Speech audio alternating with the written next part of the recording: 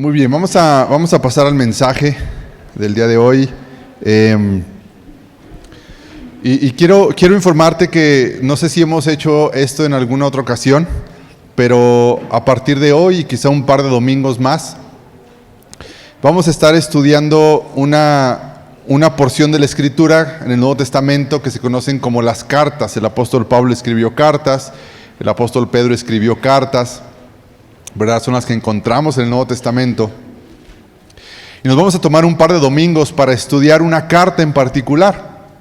Vamos a ir como viendo los capítulos, viendo los versículos y tratar de extraer el mensaje que hay en esta carta, en la primera carta de Pedro. Entonces, a partir de hoy, vamos a estudiar la primera carta de Pedro, ¿verdad? Para nuestras vidas, tomar algo de alimento, ¿verdad? Ahí espiritual, a través de ir como desmenuzando esta carta poco a poco. Te animo a que puedas traer tu Biblia, el celular, de papel, algo donde anotar, ¿verdad? Que podamos involucrarnos en un estudio efectivo de esta carta del apóstol Pedro. Y el título de estos mensajes lleva por nombre Vivir como cristianos en tiempos difíciles, porque es uno de los temas centrales de la carta del apóstol Pedro. ¿Sí? Vivir como cristianos en tiempos difíciles. De hecho, en esta primera carta del apóstol Pedro, es la primera vez que se encuentra en unas cartas, ¿verdad? Donde se nos anima a entender lo que significa que nos llamen cristianos. Lo vamos a ver en algún momento, porque viene aquí en esta porción de la Escritura.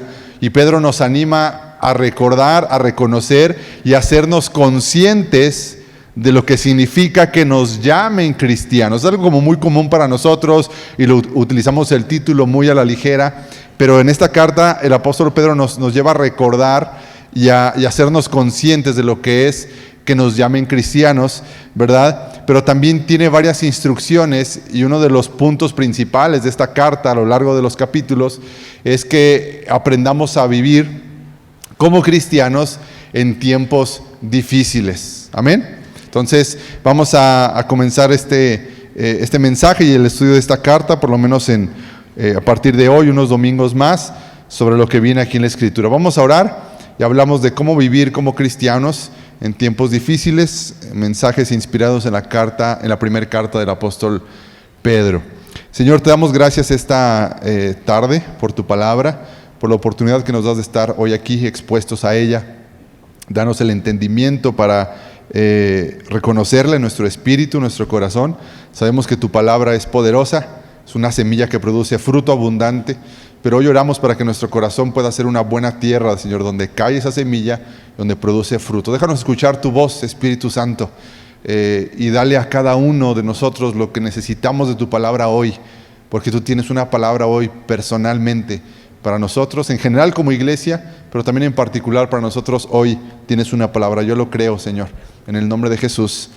Amén. Muy bien, primera carta del apóstol Pedro. Vamos a leer los primeros versículos de primera de Pedro y vamos reflexionando en lo que esta carta nos tiene que decir. Dice primera de Pedro, capítulo 1, verso 1 en adelante. Dice: Yo, Pedro, apóstol de Jesucristo, escribo esta carta a los elegidos por Dios que viven como extranjeros en las provincias de Ponto, Galicia, Capadocia, Asia y Bitinia.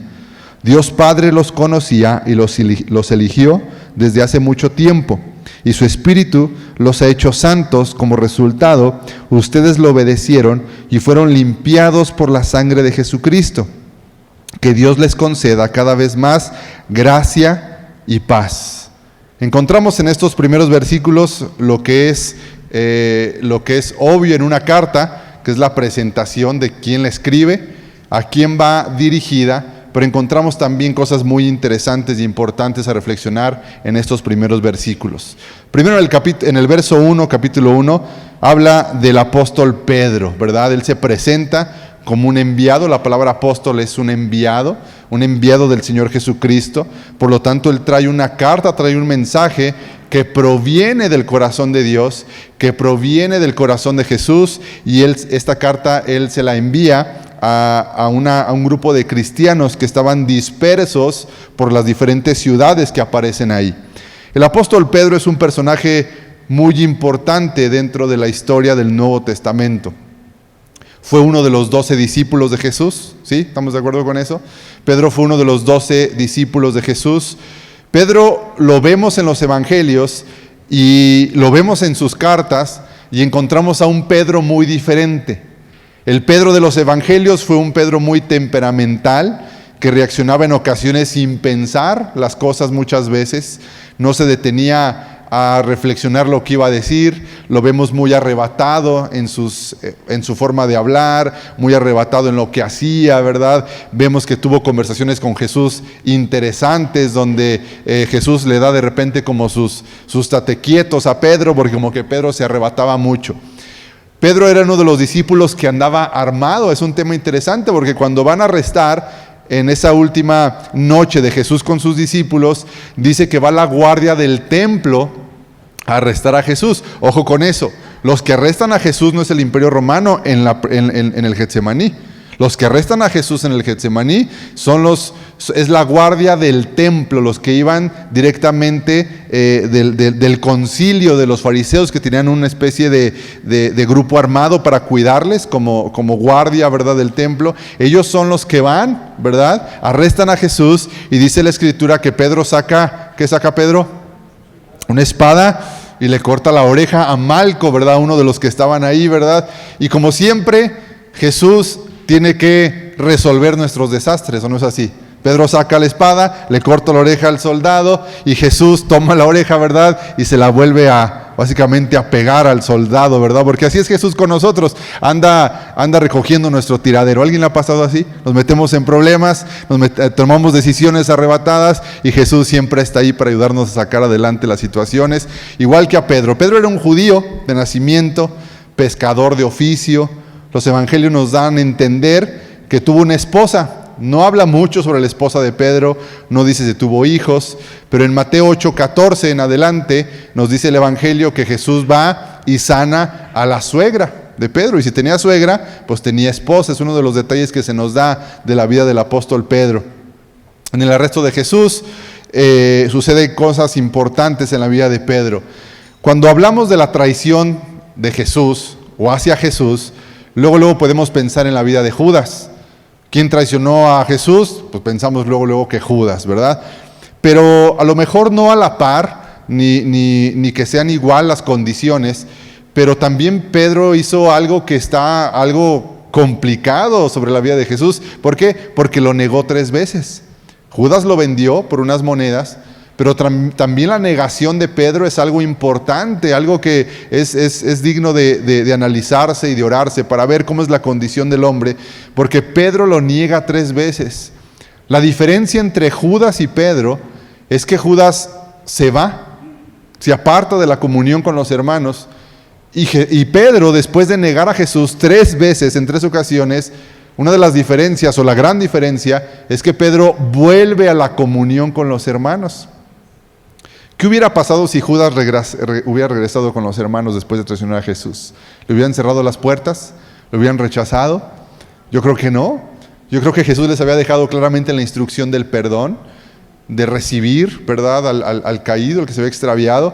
Pero Judas decide apartarse, ¿verdad? Pedro regresa a la comunión con los hermanos, y en Mateo 26, 74 al 76, encontramos la restauración del apóstol Pedro después de haberlo negado 3 veces, pero también encontramos a un Pedro negando a Jesús al punto de que le preguntan una vez, ¿tú conoces a Jesús? Y él dice que no. 2 veces le preguntan a Pedro, ¿tú conoces a Jesús? Y Pedro lo niega.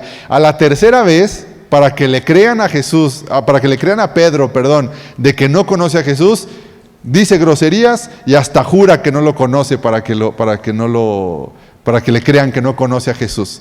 Mateo 26, 74 está por ahí el pasaje. Fíjate lo que dice. Entonces él comenzó a maldecir y a jurar, no conozco al hombre. Y enseguida cantó el gallo, porque así estaba profetizado que cantaría el gallo, ¿verdad? Posteriormente a que él lo negara. Pero en la tercera ocasión, para que le creyeran que él no conocía a Jesús, maldijo y juró. Es como que se quitó la vestidura de cristiano, que posiblemente en algún sentido aprendió cosas que hacían los discípulos, pero le faltaba este proceso para que entendiera que el ser discípulo de Jesús no tiene que ver con lo exterior, sino que tiene que ver con lo interior. Y en esta tercera ocasión, Pedro maldice y jura para que le crean que no conocía a Jesús. Qué interesante.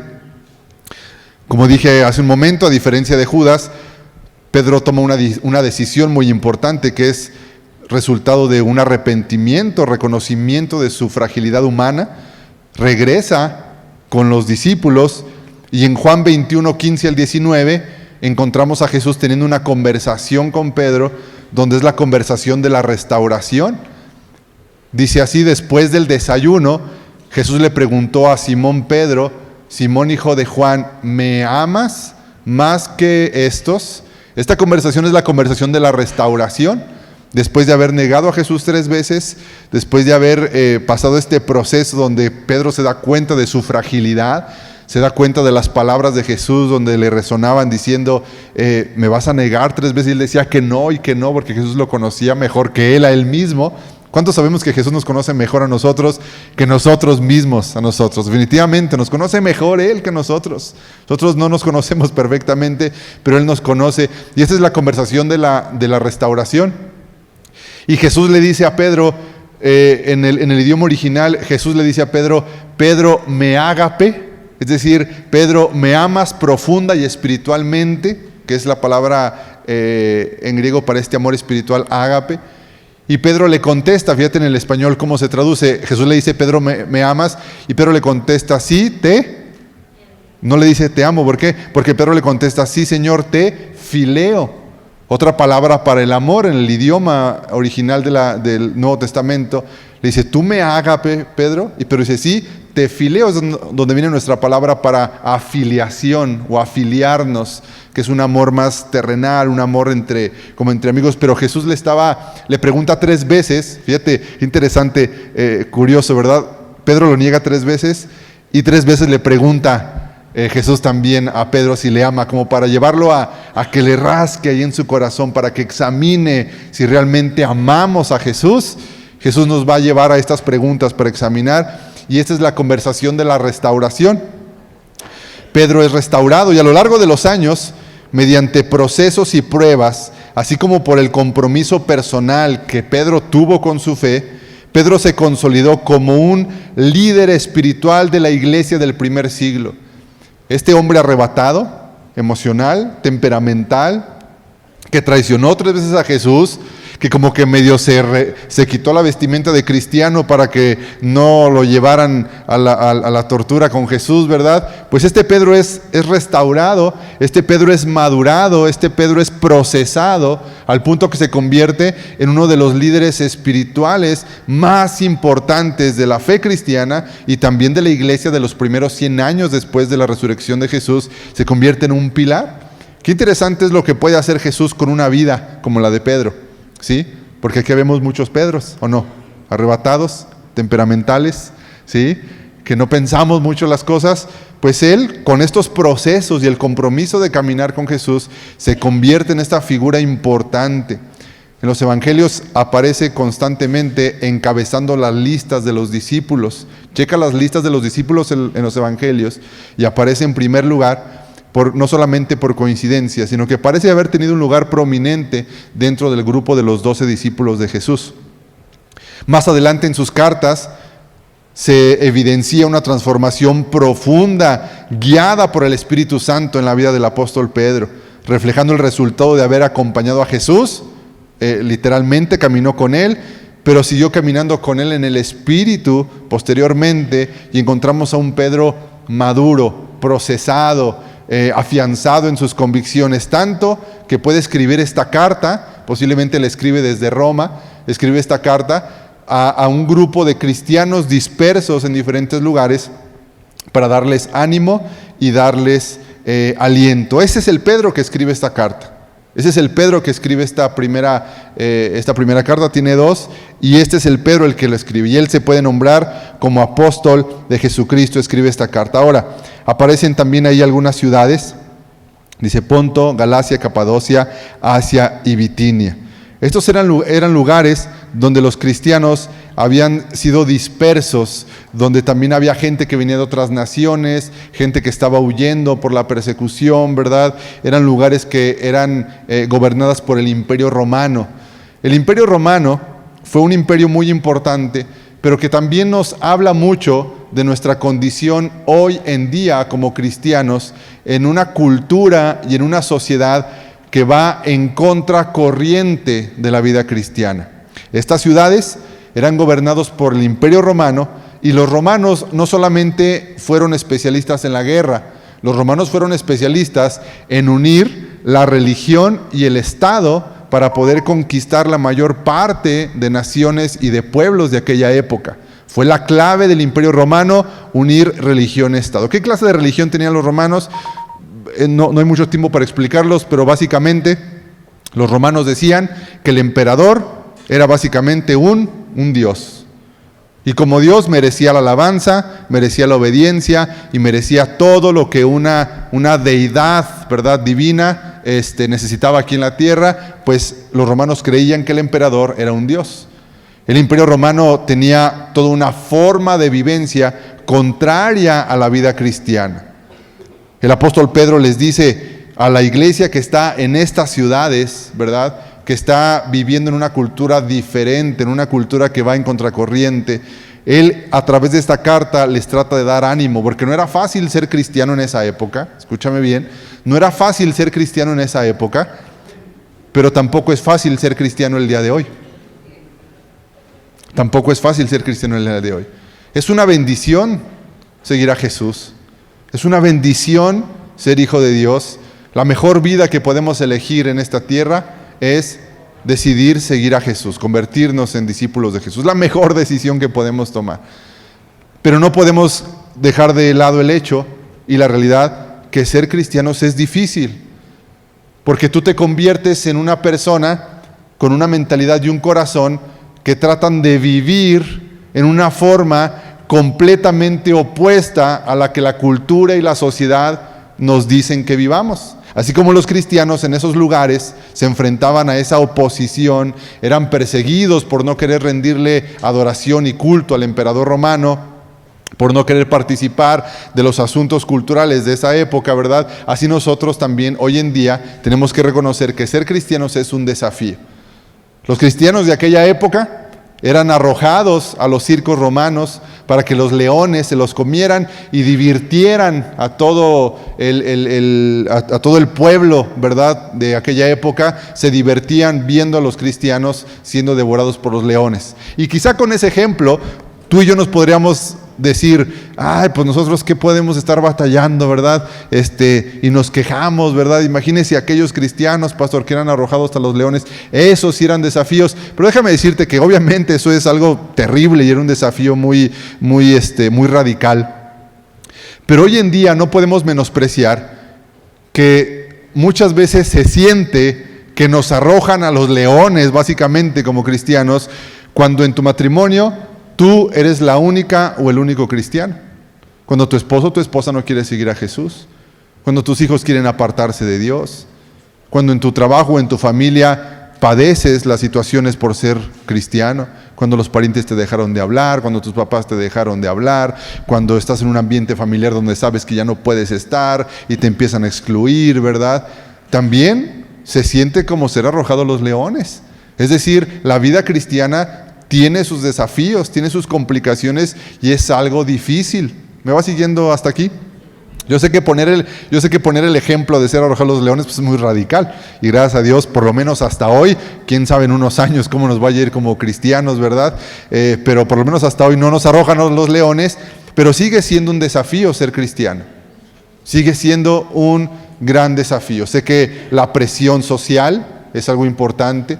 Los chicos que están en la universidad, en la preparatoria, se enfrentan a una presión social muy, muy importante, ¿verdad? La cultura los arrastra, la cultura los atrae, los envuelve, ¿verdad? Y esta lucha de mantenerse en el camino de Jesús, pues es difícil. Por eso el apóstol Pedro dice, ¿verdad? Yo, Pedro, apóstol de Jesucristo, escribo esta carta y les dice, ¿cómo les llama? Escribo esta carta, ¿quién me pone el verso 1, por favor? Pedro 1:1. Si me van siguiendo ahí con los versos para ir viendo unas palabras. Dice, yo, Pedro, apóstol de Jesucristo, escribo esta carta a los ¿quién? A los elegidos. Pedro les llama elegidos. Les recuerda que han sido elegidos por Dios para salvación. Ahora, los primeros versículos del capítulo 1 de la carta de Pedro tienen la intención de animarnos, tienen la intención de fortalecernos, pero no nos fortalecen con cualquier clase de palabras, no nos tratan de fortalecer con cualquier discursillo ahí tocando las emociones y los sentimientos de los cristianos. El primer capítulo de la carta de Pedro trata de animar a los cristianos que recibieron esa carta, pero también hoy a nosotros nos trata de animar y nos trata de fortalecer con lo más importante, nuestro primer recurso para fortalecernos, no cualquier discurso sentimental. Lo que el primer capítulo hace es recordarnos los fundamentos de nuestra fe. Fíjate bien, te voy a dejar ahí de tarea, me voy a poner en mi papel de maestro, ¿verdad? Este domingo, y te voy a dejar de tarea que leas la carta de Pedro y recuerdes que el capítulo 1 trata de animar a los cristianos en medio de contextos difíciles, persecución, adversidades, no con un discursillo sentimental, sino estableciendo los fundamentos de nuestra fe, porque eso es lo que tú y yo tenemos que recordar en tiempos difíciles, los fundamentos de nuestra fe. Y es lo que Pedro hace en el primer capítulo y les llama primero elegidos, ¿sí? Les llama elegidos, les recuerda que han sido elegidos por Dios para salvación. ¿Tú fuiste elegido por Dios para salvación? No es una coincidencia que estés aquí, no es una coincidencia que hayas conocido del Evangelio, no es una coincidencia que seas la única persona cristiana en tu familia o la primera generación de cristianos, no es una coincidencia. Dios te eligió, es lo primero que nos recuerda el apóstol Pedro. En medio de las adversidades, en medio del desánimo, recuerda que has sido elegido por Dios. Fíjate bien, a mayor entendimiento de que Dios nos ha elegido, mayor compromiso de vivir en santidad. Fíjese lo que le acabo de decir. Por eso el apóstol Pedro escribe eso. Las palabras de Pedro no están ahí nada más porque sí. Yo, Pedro, apóstol de Jesucristo, les escribo esta carta a los elegidos. Los anima recordando que han sido elegidos, porque a mayor entendimiento de que Dios nos ha elegido para vivir para Él, para experimentar la salvación que Él nos da, mayor compromiso en nuestra vida de santidad. Y luego les llama elegidos por Dios, que viven ¿cómo viven? Como extranjeros. Aquí hay dos cosas, extranjeros por dos cosas. Lo primero es porque muchos de ellos eran extranjeros, habían sido expatriados, habían sido dispersados. Por eso se conoce también como la diáspora, es decir, gente que fue dispersada huyendo de la persecución por su fe. Y les dice, ustedes viven como extranjeros en un primer sentido, en una ciudad que no es la suya, en un lugar que no es su lugar de origen. Eso les ha costado sacrificio, cambios. Pero también Pedro utiliza esta palabra de extranjeros para revelarnos una de las condiciones espirituales y pensamientos que debemos de conocer los hijos de Dios, porque tú y yo somos extranjeros en esta vida. Un extranjero no se queda en el lugar, él va de paso. O cuando tú vas de vacaciones, a algún lugar, tú buscas dónde venden una casa para comprarla, ¿verdad que no? Tú buscas un lugar para pasar la noche. Cuando vas de vacaciones, ¿tú buscas una escuela para meter a tus hijos a estudiar ahí? Tampoco. Tú vas de descanso, lo que sea, vas de pasada. Y Pedro dice, ustedes son elegidos por Dios, pero también viven como extranjeros. Gente que no hace de su residencia esta tierra, este lugar, porque sabe que va de pasada, porque sabe que tiene un lugar celestial. Pedro continúa desarrollando esta idea más adelante. Dice, extranjeros en las provincias, y da una lista de las ciudades. ¿Cómo les anima Pedro? Ya lo comenté, versículo 2, por favor. Pedro les anima, y Pedro nos anima hoy a través de la palabra del Espíritu Santo. Nos anima recordándonos los principios fundamentales de nuestra fe. Dice, Dios Padre los conocía y los eligió desde hace mucho tiempo. En medio de las adversidades, nuestro ánimo proviene de recordar quiénes somos para Dios, qué ha hecho Él por nosotros, ¿En qué consiste nuestra vida como cristianos? Las promesas de Dios para nosotros son lo que nos sostiene en medio de la adversidad. Y quiero dejarte una pregunta esta tarde, reflexiónala, y es: cuando tú atraviesas por momentos difíciles, ¿qué es lo que piensas para que te dé ánimo? No me la responda, piensa bien y sé muy honesto contigo. Cuando atraviesas por momentos difíciles, ¿qué es lo que piensas para animarte? ¿En qué te acuerdas? Hay gente que en momentos de mucho, enfrentando el desánimo, hay personas que en momentos de lucha lo que hacen es dormirse para no pensar. ¿Sí?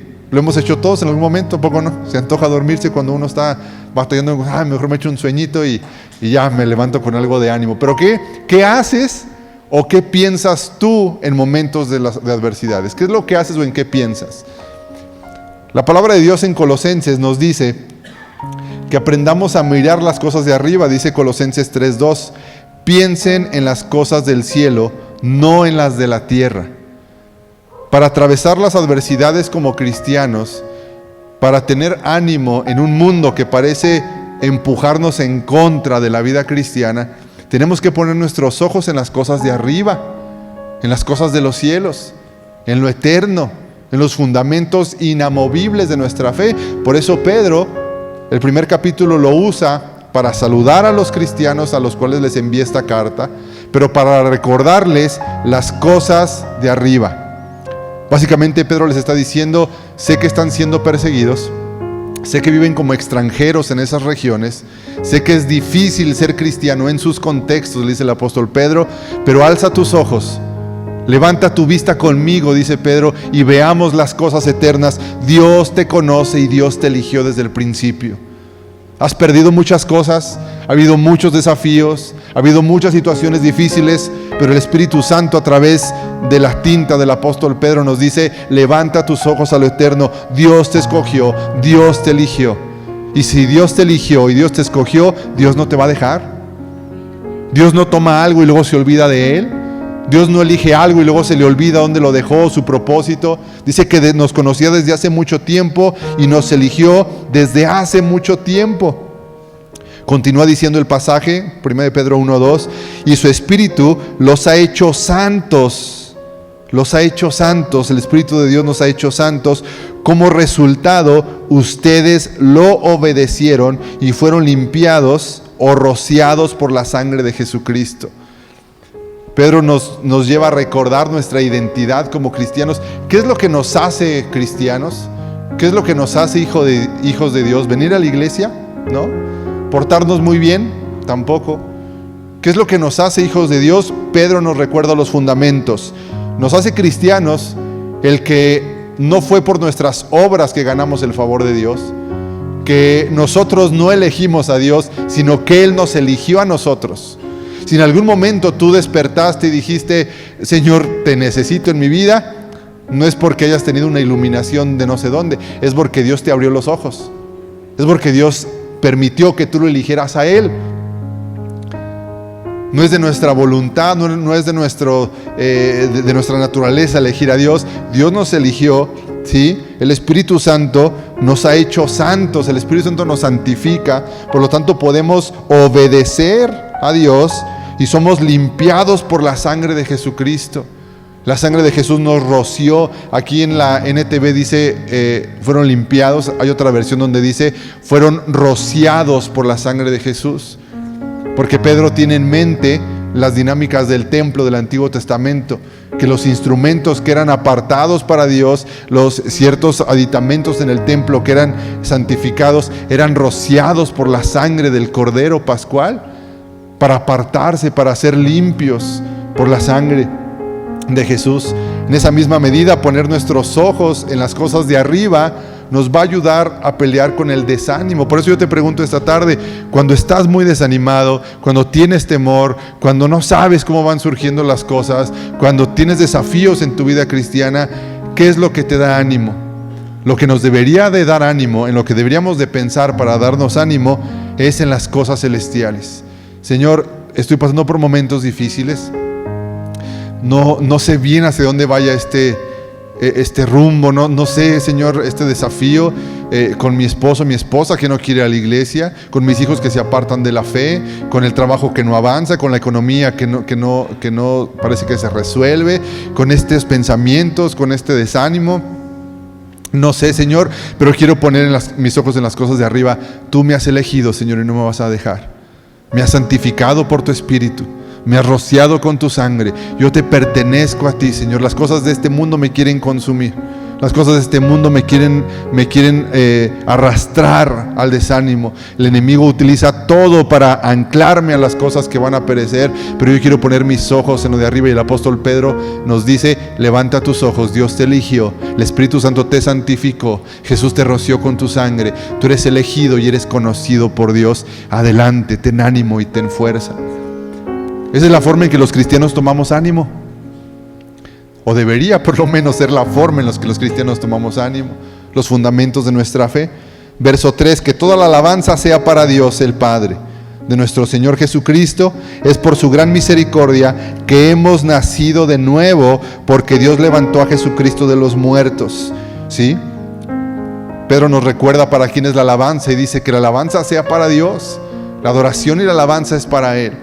Nos reunimos cada domingo y alabamos a Dios, no para mover únicamente las fibras de los sentimientos, no, con la alabanza no hacemos tiempo para que lleguen los hermanos que se les hizo tarde.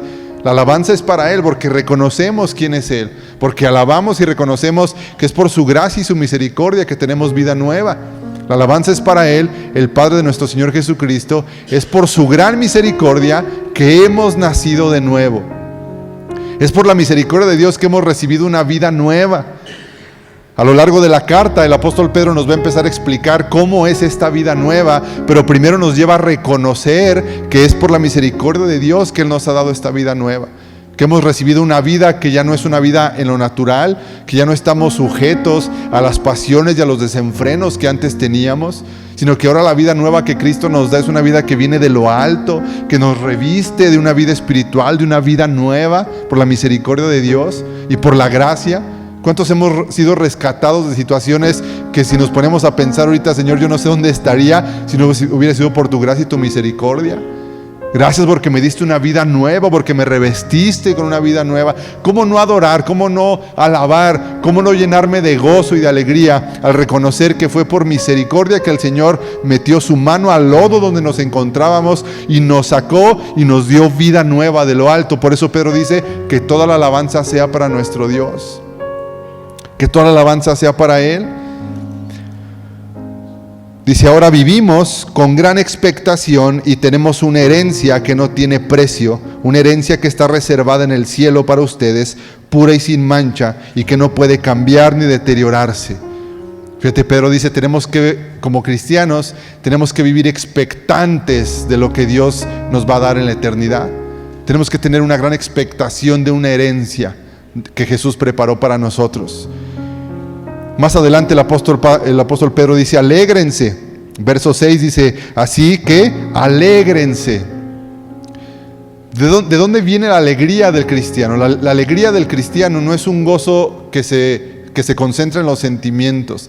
La alegría del cristiano viene de reconocer las verdades espirituales y la herencia y vivir con la gran expectación de lo que Jesús nos va a dar en la vida eterna.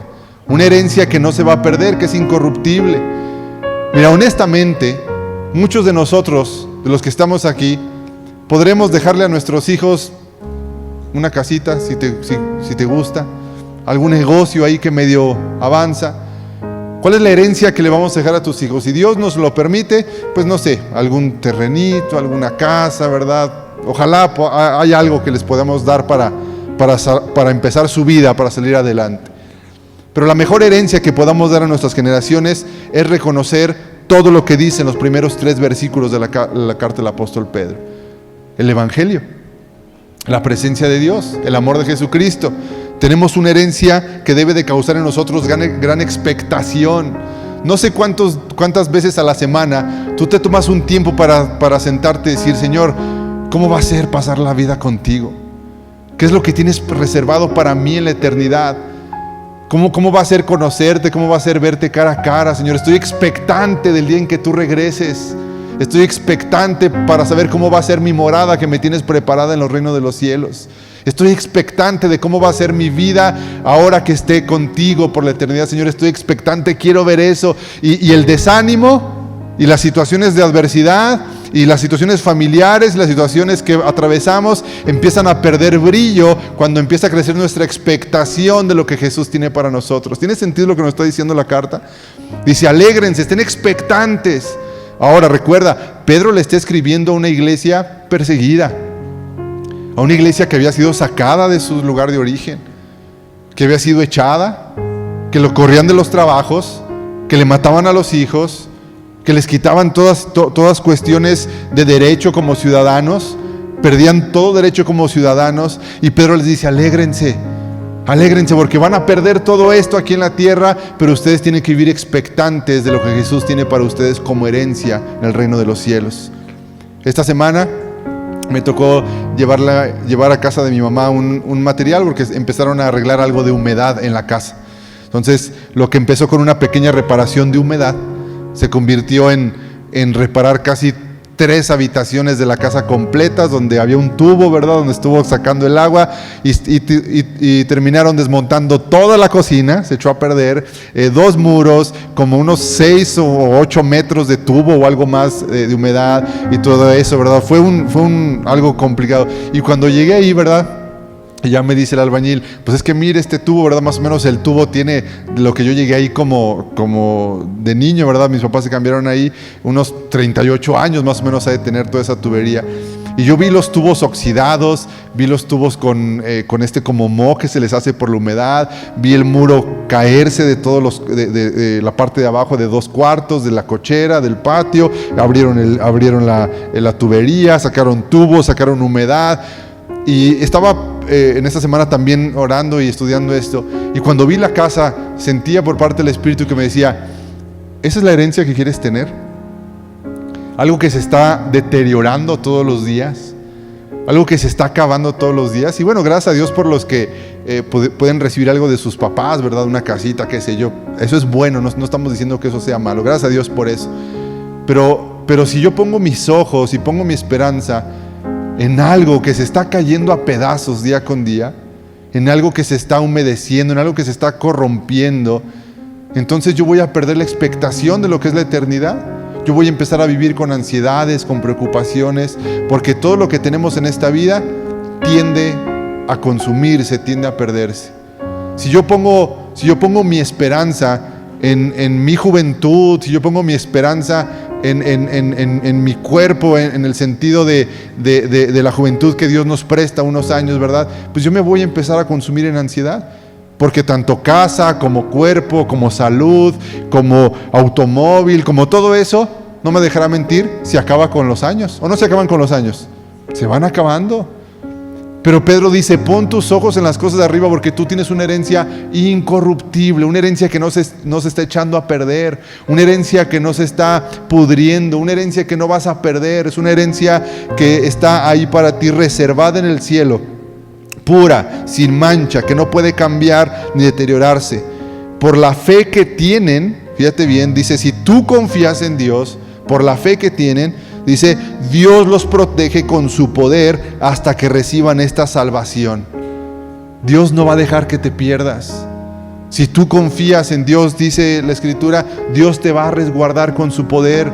Si tú confías en Dios, Dios te va a guardar, a proteger con su poder hasta que recibas esta salvación, la cual está lista para ser revelada en el día final, a fin de que todos la vean. ¿Tú eres consciente de que lo que Jesús te va a entregar en el reino de los cielos, todo el mundo lo va a ver?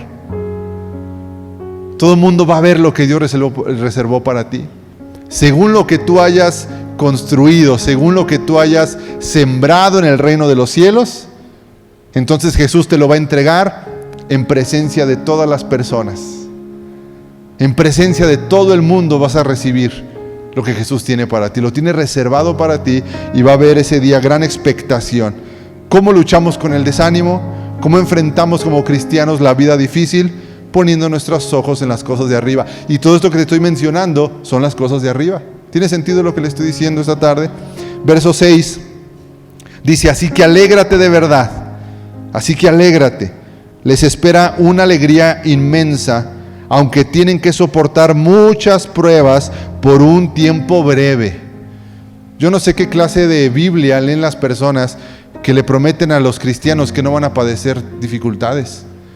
O yo no sé qué clase de Dios tienen algunas personas que piensan que ser cristiano no es atravesar dificultades. La palabra de Dios claramente dice: alégrense, aunque por mucho tiempo, ¿sí? Alégrense de verdad, les espera una gran alegría inmensa, aunque tienen que soportar muchas pruebas por un tiempo breve.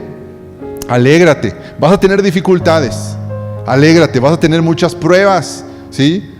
Dios no nos va a prometer algo que no es verdad. No niega el hecho de que vamos a atravesar por diferentes pruebas, sí, pero tienes que estar alegre, aunque vas a soportar muchas pruebas por un tiempo breve. ¿Cuánto será un tiempo breve, verdad? Digo, si hablamos de brevedad, ¿cuánto es la eternidad? Pues un montón, ¿verdad? La eternidad es un montón de tiempo. Pues yo creo que padecer 80 años pues no es nada comparado con la eternidad, ¿o sí? Padecer 50 años no es nada. Y gracias a Dios, nadie padece tanto tiempo. Padeces momentos, hay temporadas de la vida donde padeces situaciones. Pero 80 años pues nadie padece, 50 años tampoco. ¿Y qué es eso comparado con la eternidad? Por un tiempo breve, por eso dice la Escritura, por un tiempo breve. Pues Pedro dice, es breve comparado con la eternidad, ¿verdad? Porque para mí tengo 2 años en este problemón y nomás no veo que salga, ¿verdad? Me parece una eternidad estos 2 años. Pero dice el apóstol Pedro, es un tiempo breve. Vas a atravesar pruebas por un tiempo breve, ¿sí? Estas pruebas demostrarán que su fe es auténtica, ¿sí? Los problemas que enfrentamos como cristianos no nos deben de espantar. Fíjate bien, como iglesia no hay que ser tan persinados. Si nos persinamos los cristianos, ¿no, verdad? No hay que ser no hay que ser tan persinados como cristianos con los problemas de las personas, porque las personas tienen problemas, los matrimonios, o sea, todo mundo. ¿Usted tiene problemas, pastor? Sí, claro, tengo problemas. Digo, no se los ando contando a medio mundo, pero tengo problemas. Todos tenemos. Alguien que no tenga problemas aquí, levante su mano que diga, yo no tengo problemas. Todos tenemos problemas, ¿sí? Todos tenemos problemas. Pero la Escritura nos dice, ¿verdad?, que no es tanto los problemas que enfrentamos. ¿Sabes cuál es lo interesante de los problemas? Y quiero que escuches bien esto. Y yo se lo he dicho a algunas personas en algún momento. Lo interesante de los problemas que enfrentamos como cristianos no son los problemas, es el carácter que demostramos al enfrentarlos. Eso es lo que verdaderamente importa, es lo que nos está diciendo. Alégrense, aunque van a padecer muchas pruebas por un tiempo breve. Estas pruebas demostrarán que su fe es auténtica. Las pruebas van a demostrar el carácter que tienes.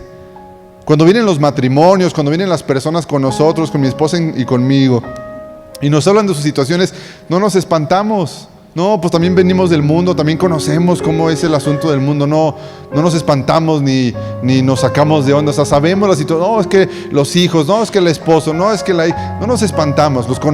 Conocemos la situación, no nos espanta eso.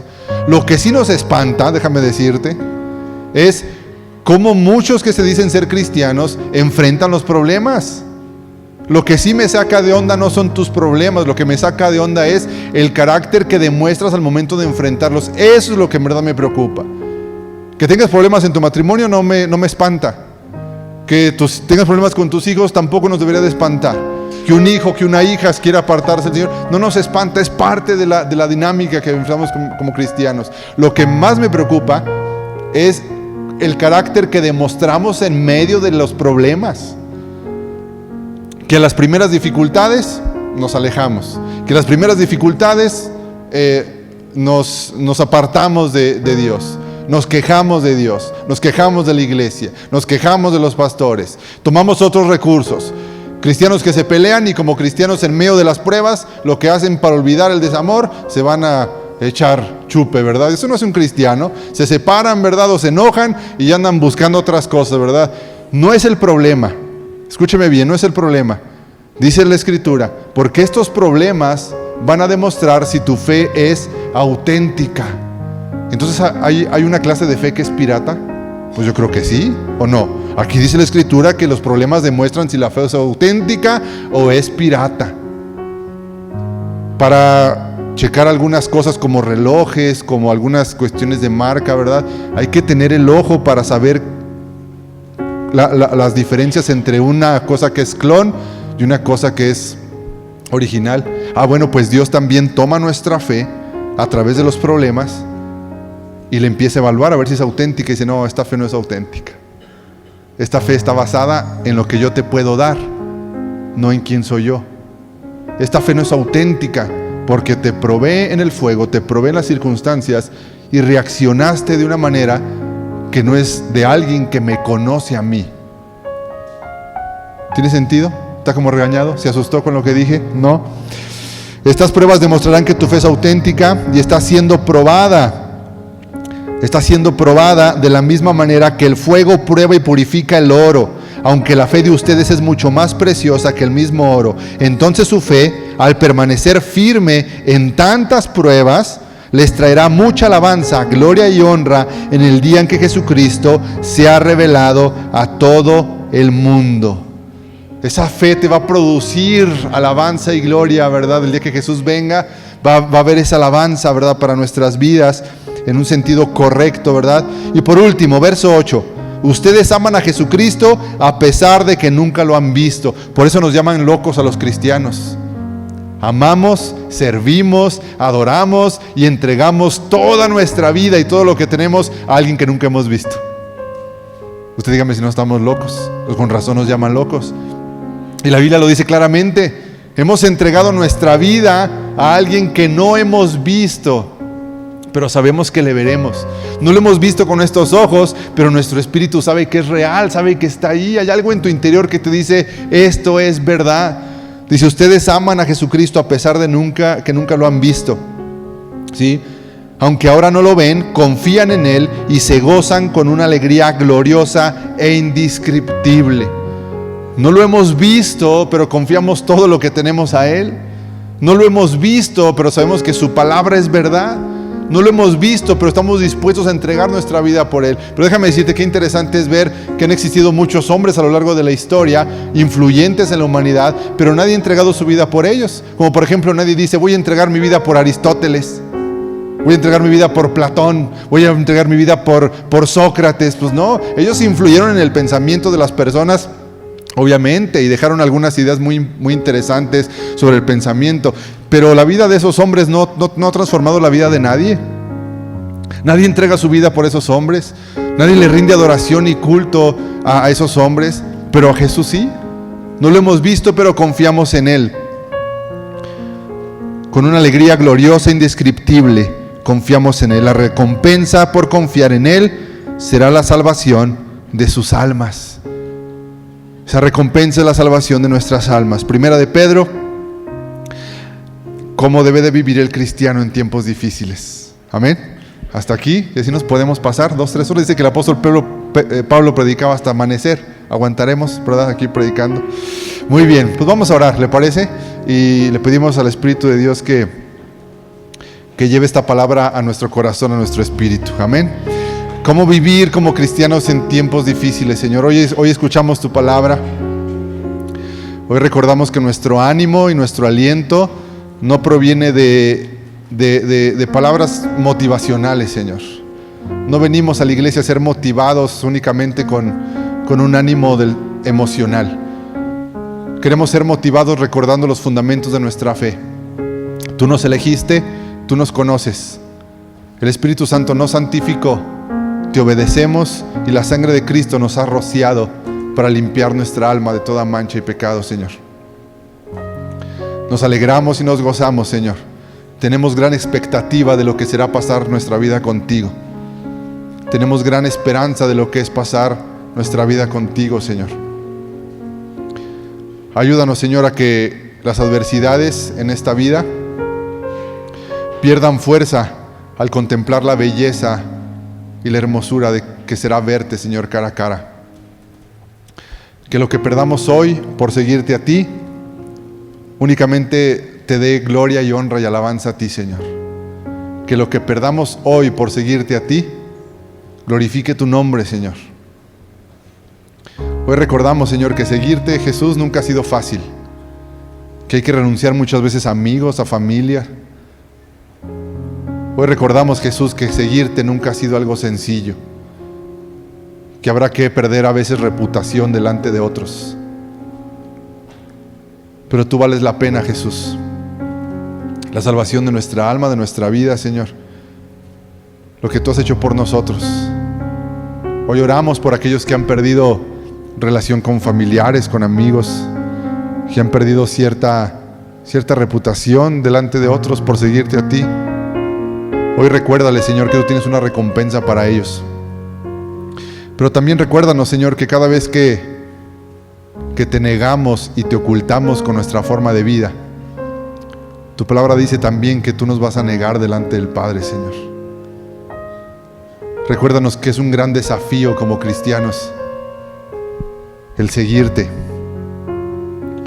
Y perdónanos cuando te hemos ocultado o te hemos negado por temor a perder las relaciones con otras personas, porque las consideramos más importantes que tú, Jesús. Ayuda a entender a esas personas que batallan con eso, Señor, que tú eres lo más importante, Señor. A lo largo de estos domingos y de esta enseñanza, ayúdanos a entender cómo es vivir tiempos difíciles como cristianos, con nuestros ojos puestos en los cielos. Gracias, Padre. Fortalécenos en el nombre de Jesús. Amén. Amén.